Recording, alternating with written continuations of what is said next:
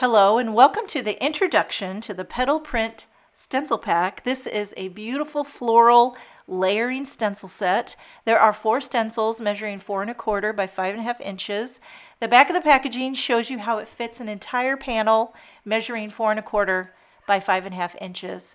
So I'm going to give you a little demonstration, but first I want to show you what each individual stencil looks like.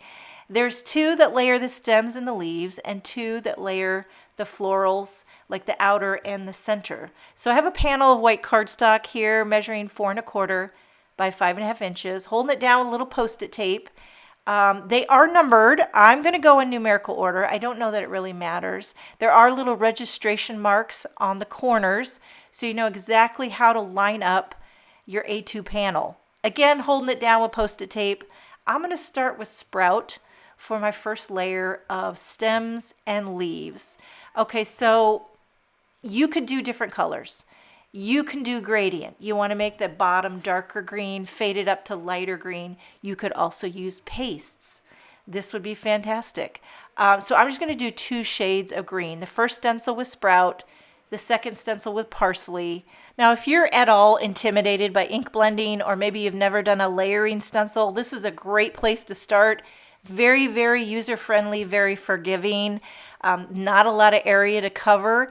Ends up with a gorgeous result. Makes you feel like $1,000,000. Okay, place in stencil number 2, using those registration marks in the corner to line it up perfectly. And it's going to give you like a 2-tone leaf. So the top is Sprout and the bottom of the leaf is Parsley. And it just makes you look like you know what you're doing. I know Concord sells blender brushes, and I do have those. Those will work fabulous for this. I pulled out a large brush because I feel like I can cover a lot of area quickly, especially when I'm doing demonstration. I do love to use a large brush. Less effort. Okay, so there's your Sprout and your Parsley leaves. Now I'm lining up the large blooms, again using the registration marks.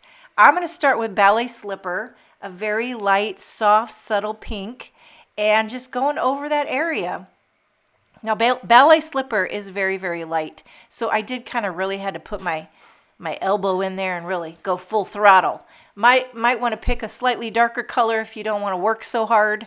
Also, maybe my ink pad is just getting old.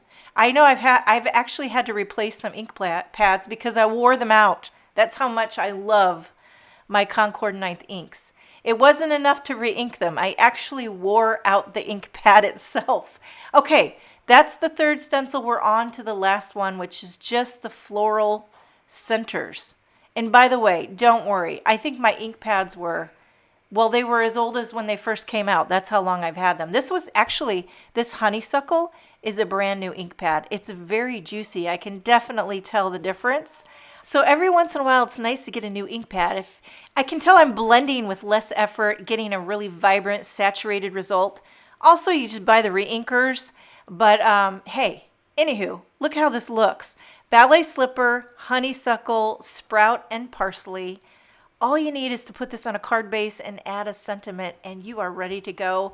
I'm going to show you a couple cards that I created using the Petal Print stencil. So the one that I just demonstrated here, I added a hello sentiment from the tiled turnabout die set, a few sparkling clear sequins. I did that out of matte gold and vellum. This card features several brand new ink colors. I did Harbor, Lakefront, Pimento, and Brickyard. For the sentiment, I used So Many Sayings bundle, embossing it in white onto Lakefront cardstock. And that is the introduction to the Petal Print Stencil Pack.